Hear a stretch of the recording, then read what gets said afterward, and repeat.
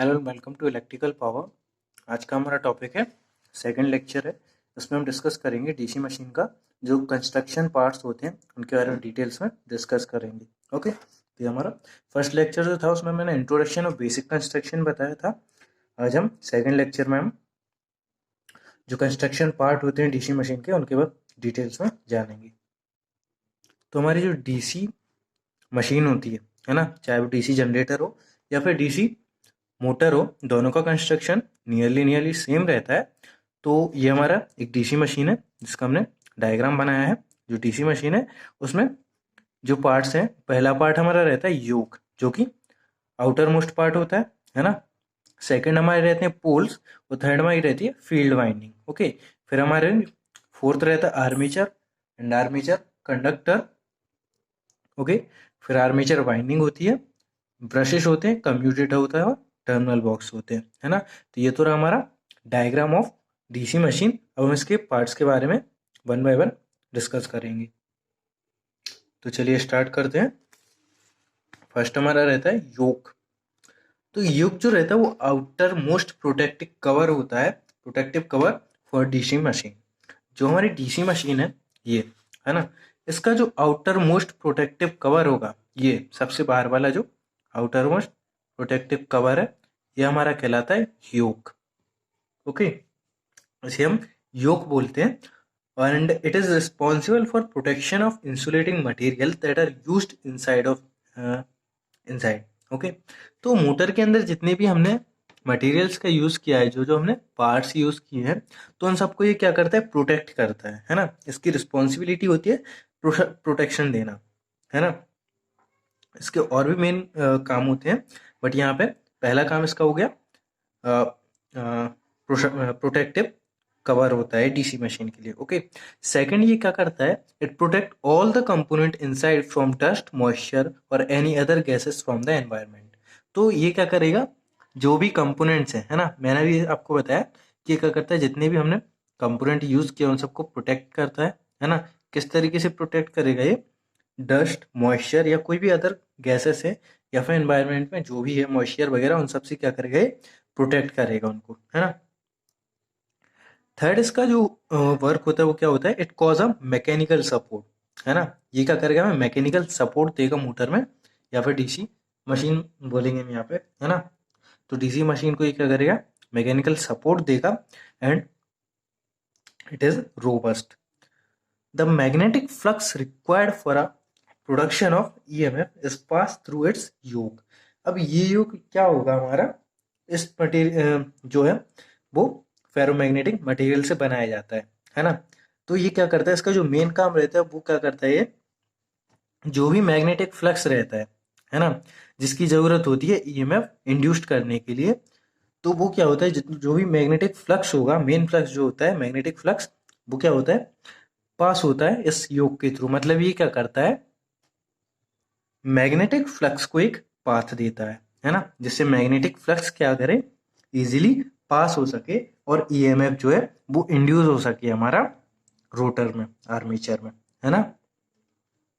So it means it provide low reluctance path for the flux. अब ये क्या करेगा, अगर ये फ्लक्स को इसे पास करना है तो इसका क्या होना चाहिए, फ्लक्स जो है सॉरी रिलक्टेंस जो है वो लो होना चाहिए, है ना। क्योंकि रिलक्टेंस क्या होता है, रिलक्टेंस अगर ज्यादा होगा तो वो अपोज करेगा मैग्नेटिक फ्लक्स का। तो योक के कौन कौन से काम हो गए, पहला तो ये क्या करेगा, आउटर मोस्ट प्रोटेक्टिव कवर होगा डीसी मशीन के लिए, रिस्पॉन्सिबल होगा इसमें जितने भी कंपोनेंट यूज होंगे उन सबको प्रोटेक्ट करने के लिए from dust, moisture and other any gases from the environment. Third इसका क्या होगा, ये एक मैकेनिकल सपोर्ट होगा और रोबस्ट होगा, है ना। इसमें क्या होगा, इसका मेन काम क्या होगा, फिर जो भी मैग्नेटिक फ्लक्स रिक्वायर्ड होता है हमें ईएमएफ जनरेट करने के लिए, है ना, ईएमएफ प्रोड्यूस करने के लिए, वो इस योक के थ्रू ही पास होता है ना। इसका मतलब ये है, जो योक है उसका रिलक्टेंस पाथ होना चाहिए, है ना, फॉर द फ्लक्स। रिलक्टेंस जो हमारा होता है वो अपोज करता है मैग्नेटिक फ्लक्स को पास होने, तो रिलक्टेंस क्या है, लो होना चाहिए। तो जो योक है वो हमारा किस मटेरियल से बनाया जाता है, कास्ट आयरन और कास्ट स्टील से बनाया जाता है, जो कि जिसमें रिलक्टेंस कम होता है ना। इस तरीके से ये हो गया हमारा फर्स्ट योक। सेकंड हमारा जो होगा वो पोल होगा। सेकंड पार्ट जो हमारा होता है वो होता है पोल, है ना। तो पोल जो हमारा होता है इसमें दो पार्ट्स रहते हैं, पहला तो होता है पोल कोर एंड दूसरा जो होता है पोल शू होता है। अब यहाँ पे ये जो पोल है ये पूरा क्या है, पोल है, तो इसके दो पार्ट होंगे। पहला पार्ट होगा ये इतना जो पार्ट होगा हमारा वो कहलाएगा हमारा पोल कोर, है ना। तो पोल कोर का मेन काम क्या होता है, ये क्या करता है, हमारी फील्ड वाइंडिंग को कैरी करने का काम करता है ना। तो इससे क्या होगा, और इसका एक और काम होता है, सबसे पहला तो ये क्या करेगा, फील्ड वाइंडिंग को कैरी करेगा, है ना। और इसका दूसरा वर्क जो है ये क्या करेगा कि जो भी हमारा मैग्नेटिक फ्लक्स है उसको डायरेक्ट करता है कहाँ पे, एयर गैप में। एयर गैप से फिर ये क्या करता है आर्मेचर, और आर्मेचर से नेक्स्ट पोल पे भेज देता है। मतलब ये क्या करेगा, इसका जो पाथ होगा वो कुछ इस तरीके से होगा। जो भी सबसे पहले तो इसने फील्ड वाइंडिंग कैरी करेगा, फिर उसमें जो भी फ्लक्स आएगा उस फ्लक्स को ये क्या करेगा, the second job of the pole core is to direct the magnetic flux to the air gap and air gap armature and to the next pole. मतलब ये क्या करेगा, ये जो फ्लक्स आया इसमें, तो फ्लक्स ये क्या करेगा डायरेक्ट कर देगा कहाँ पे, एयर गैप में जाएगा सबसे पहले, एयर गैप से फिर क्या करेगा ये आर्मेचर पे आएगा, है ना। वो आर्मेचर से फिर क्या करेगा नेक्स्ट पोल पे चला जाएगा, है ना। तो इस तरीके से इसका पाथ हो जाएगा। फिर यहाँ पे भी क्या होगा, ऐसे ही यहाँ पे होगा, यहाँ पे भी आएगा, यहाँ पे भी आएगा और यहाँ पे भी आएगा। तो इस तरीके से हमारा क्या होगा, मैग्नेटिक फ्लक्स ये क्या करता है डायरेक्ट कर देता है। सबसे पहले यहाँ से आया तो यहाँ पे एयर गैप में, फिर आर्मेचर में, और फिर कहाँ चलेगा नेक्स्ट पोल तक। तो ऐसा इसका पाथ बन जाता है हर जगह, है ना। तो ये हो गया हमारा पोल कोर। जो पोल शू है ना, वही। तो जो पोल शू होती है उसका काम क्या होता है कि जितने भी आर्मेचर कंडक्टर को ये क्या करेगी, कवर करेगी, है ना। तो जितने भी आर्मेचर कंडक्टर को ये कवर करेगी उतना ज्यादा मैग्नेटिक फ्लक्स को ये कट करेगी, है ना। जैसे कि यहाँ पे ये पोल शू है तो इसके सामने ये क्या आ रहा है, आर्मेचर कंडक्टर आ रहा है। तो ये जितने भी आर्मेचर कंडक्टर्स के सामने ज्यादा है, मतलब ये जितने ज्यादा आर्मेचर कंडक्टर को कवर करेगी, है ना, उतना ज्यादा फ्लक्स को ये कट कर पाएगा, है ना। और जितना ज्यादा फ्लक्स कट होगा तो उतना ही ज्यादा हमारा क्या होगा, ईएमएफ इंड्यूस्ड होता है। तो यह होता है हमारा पोल कोर एंड पोल शू का काम। सो आई होप आपको पोल समझ में आ गए होंगे। नेक्स्ट हमारी होती है फील्ड वाइंडिंग, है ना। तो फील्ड वाइंडिंग हमारी कौन सी वाइंडिंग होती है, हमारी फील्ड वाइंडिंग वो वाइंडिंग होती है जिसमें क्या होता है, सबसे पहले करंट पास होता है to produce the main flux is called the field winding, okay. और जो आर्मेचर वाइंडिंग होती है, आर्मेचर वाइंडिंग वो वाइंडिंग होती है जिसमें वोल्टेज इंड्यूस्ड होता है, तो वो हमारी कहलाती है आर्मेचर वाइंडिंग। तो ये हो गई हमारी field winding and armature winding. Next हमारा क्या होगा, आर्मेचर एंड आर्मेचर कंडक्टर, है ना। तो जो आर्मेचर होता है हमारा, so armature having slots to carry armature conductor, है ना। आर्मेचर में मैंने बताया आपको कि स्लॉट्स रहते हैं उसमें, है ना। उसकी आउटर पेरिफेरी जो रहती है उसमें स्लॉट्स रहते हैं। तो इन स्लॉट्स में हम क्या करते हैं, कंडक्टर लगाते हैं, है ना। सो कंडक्टर जो लगाते हैं हम वो क्या होते हैं, that are a major area for our purpose because EMF got induced in the armature and preciously it is in the armature conductor, है ना। तो क्या होगा, आर्मेचर जो स्लॉट्स होंगे वो हमारे आर्मेचर कंडक्टर्स को कैरी करेंगे, है ना। जो क्या करते हैं, मेजर एरिया कवर करते हैं हमारे, है ना। फॉर आवर पर्पस, हमारा पर्पस क्या है, मैं जो क्या है ईएमएफ को इंड्यूस्ड किया है उसको, है ना।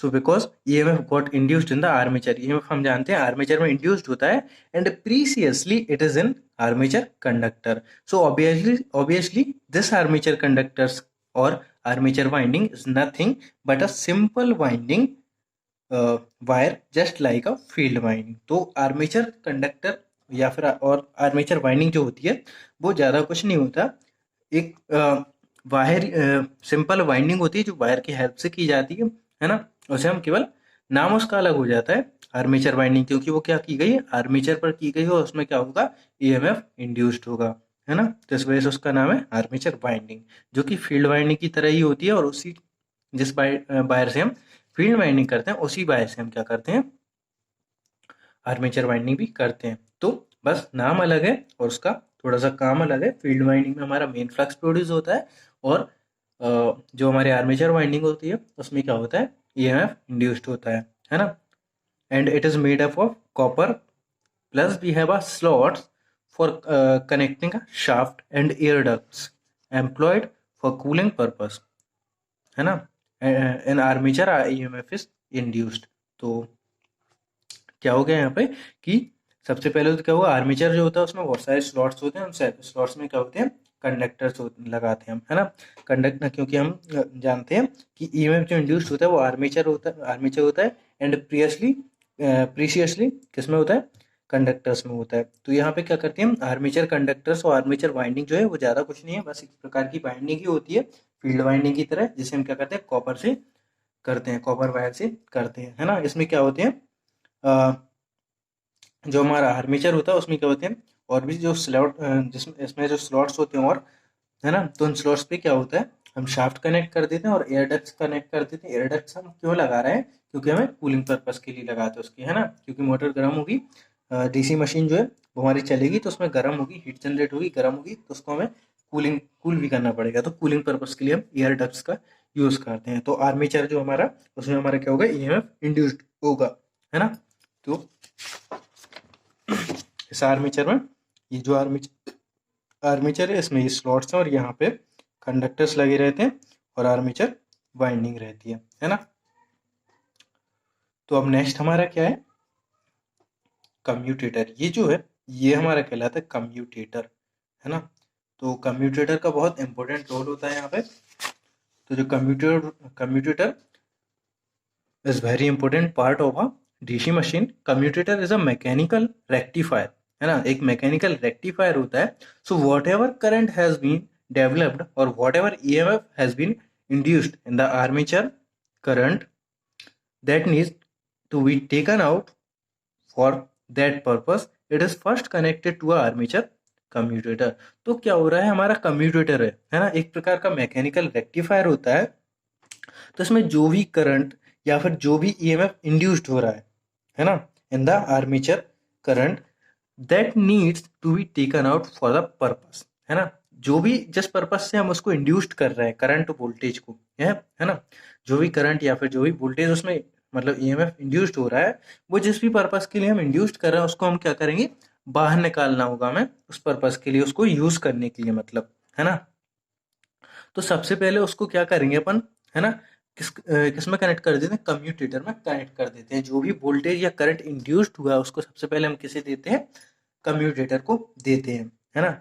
So it is made up of a segments and that segment is made up of a copper because it has to carry a current, है ना। तो हम इसमें जो भी सेगमेंट बनाई जाती है, कम्यूटेटर जो होता है बहुत सारे सेगमेंट से मिलकर बनाया जाता है, जो कि कॉपर की होती है। क्योंकि कॉपर का हम यहाँ पे यूज क्यों करते हैं, क्योंकि उसे क्या करना है, करंट को कैरी करना है। जो भी करंट वोल्टेज इंड्यूस्ड हुआ है, जो भी करंट इंड्यूस्ड हुआ है उसको बाहर निकालना है ना, हमें अपने पर्पस के लिए यूज करने के लिए। तो उसको सबसे पहले हम क्या करेंगे, कम्यूटेटर से कनेक्ट कर देंगे। तो कम्यूटेटर जो हमारा होता है बहुत सारे सेगमेंट से मिलकर बनता है ना, कॉपर की जो होती है, क्योंकि उसमें जो करंट, उसको क्या करना है, करंट को कैरी करना है। तो कॉपर के यूज अगर हम करेंगे तो उसमें क्या होगा, कॉपर में रेजिस्टेंस कम होता है और ये अच्छा चालक होता है ना, कंडक्टर होता है। So two segments are separated by a mica, thin layer of mica is here. तो जो भी दो से अगर बहुत सारी सेगमेंट से मिलकर बनता है तो दो सेगमेंट जो होती हैं, है ना, सेगमेंट मतलब ये देखो, यहाँ पे जो लाइंस बनी हुई, तो ये एक सेगमेंट हो गई, ये दूसरी सेगमेंट हो गई, है ना। तो इन सेगमेंट को आपस में जब कनेक्ट करते हैं तो यहाँ पे बीच में माइका लगाया जाता है ना। So the two segments are separated by a mica, thin layer of mica is here. मतलब यहाँ पे एक thin layer of mica use की जाती है जो कि इंसुलेटिंग पर्पस के लिए होती है ना। तो फर्स्ट जॉब जो होती है हमारे कम्यूटेटर की वो होती है, the first job is to take out the voltage and current from armature conductor for the outside, है ना। फर्स्ट पर्पस इसका क्या है, ये क्या करेगा, जो भी करंट और वोल्टेज इंड्यूस्ड हुआ है आर्मेचर कंडक्टर में उनको क्या करेगा, बाहर निकालेगा। And secondly, so as a purpose of mechanical rectifier, so that alternating DC generator inside armature conductor can be converted into unidirectional DC. ये क्या कर देगा, सेकंड काम इसका जो है मेन, वो ये रहेगा कि जैसे इसने वोल्टेज और करंट ले लिया, है ना, आर्मेचर कंडक्टर से, फिर ये क्या करेगा, मैकेनिकल रेक्टिफायर है चूंकि ये, तो ये क्या करेगा, जो हमारा अल्टरनेटिंग करंट बना उसको हमें क्या करेगा, ये डीसी जनरेटर है, क्योंकि हम डीसी जनरेटर इसको बना रहे हैं, तो कम्यूटेटर क्या करेगा, जो भी जनरेट होगा उसको क्या करेगा, कन्वर्ट कर देगा किसमें, यूनी डायरेक्शनल डीसी में हमें कन्वर्ट करके दे देगा, है ना। मतलब जो भी अंदर अल्टरनेटिंग बन रहा है ना, अल्टरनेट करंट प्रोड्यूस हो रहा है उसको हम क्या करेगा, ये डीसी यूनि डायरेक्शनल डीसी में कन्वर्ट करके हमें दे देता है ना। तो ये जॉब जो है वो हमारी होती है कम्यूटेटर की, जिसकी वजह से हमें डीसी मिल पाती है ना। क्योंकि डीसी जो है उसे हम जनरेट नहीं करते हैं, डीसी जो है हमेशा एसी जनरेट होती है और एसी को हम क्या कर लेते हैं डीसी में कन्वर्ट कर लेते हैं। और इसी में क्या करते हैं कन्वर्ट करने की क्या करते हैं हम डीसी मशीन में कम्यूटेटर लगा देते हैं, जिससे हमें डीसी मिलती जाती है, एसी से डीसी मिलती जाती है। तो इस तरीके से हमारा डीसी जनरेटर बनता है ना। अब नेक्स्ट पार्ट इसका जो होता है ब्रश होता है। तो ब्रश भी एक बहुत इंपॉर्टेंट पार्ट होता है ना। तो the job of brush is to take out the voltage और current that is there inside a commutator to outside, है ना। अब क्या है कम्यूटेटर जो है हमारा, उसने करंट और वोल्टेज तो कैरी कर लिया है ना। अब उसको क्या करना है बाहर निकालना है ना। टर्मिनल बॉक्स तक हमें लाना है लोड से कनेक्ट करने के लिए। तो क्या करेंगे हम, अगर हम डायरेक्ट वायर कनेक्ट करते हैं कम्यूटेटर पे, तो कम्यूटेटर तो क्या है आर्मेचर के साथ रोटेट हो रहा है ना। तो अगर हम क्या करेंगे उससे वायर कनेक्ट कर देंगे तो वो वायर क्या होगा, जैसे ही वो रोटेट करेगी तो कनेक्शन हमारे टूट जाएंगे, वायर टूट जाएंगे, है ना। तो यहाँ पे हम क्या करते हैं ब्रशेस लगाते हैं। ये ब्रशेस जो हम लगाएंगे, ये ब्रशेस जो रहते हैं वो स्टेशनरी रहते हैं, है ना, घूमते नहीं है, आर्मेचर के साथ स्टेशनरी रहते हैं। और क्या होता है ये इससे टच में रहते हैं कम्यूटेटर से, है ना। ब्रशेस जो है वो कार्बन के बनाए जाते हैं, क्योंकि कार्बन एक अच्छा कंडक्टर होता है। तो ये क्या करते हैं इसके टच में रहते हैं, इसके टच में रहने से, और ये क्या होते हैं ब्रशेस हमारे स्टेशनरी रहते हैं और इसके टच में रहते हैं। तो जैसे अगर हमारा क्या है आर्मेचर घूम रहा है, रोटर घूम रहा है, तो उसके साथ कम्यूटेटर भी घूम रहा है ना। तो ये ब्रशेस जो रहते हैं, तो ये कम्यूटेटर के जितने भी सेगमेंट हैं, है ना, वो सब क्या होते हैं इसके रोटेट होने की वजह से ब्रशेस हर ब्रश के कांटेक्ट में आते जाते हैं, है ना।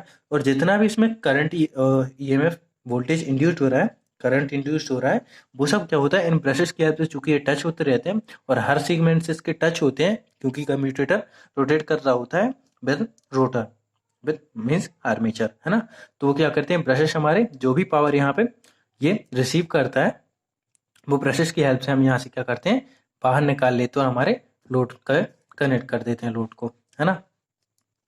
तो ये 4 ब्रशेस यहाँ पे यूज किए हैं, तो 2 ब्रश एक वायर से जुड़े हुए, मतलब देखो ये वाला जो कनेक्शन है एक इस ब्रश से जुड़ा हुआ है और एक इस ब्रश से जुड़ा हुआ है, और सेकंड जो है वो एक इस ब्रश से हुए इस ब्रश से, है ना। तो इस तरीके से हम क्या करते हैं जो भी जनरेट होती है इलेक्ट्रिसिटी, है ना, डीसी, वो हम क्या करते हैं टर्मिनल बॉक्स पे निकाल लेते हैं। तो ये तो हो गया हमारा डीसी मशीन का कंस्ट्रक्शन, है ना, एंड कंस्ट्रक्शन पार्ट्स, जो कि हमने डिटेल में समझ लिए, है ना। सो आई होप आपको समझ में आ गया होगा। अगर आपको कोई भी डाउट है तो आप कमेंट कीजिए, मैं उसको सॉल्व करूँगा। Okay, so thank you.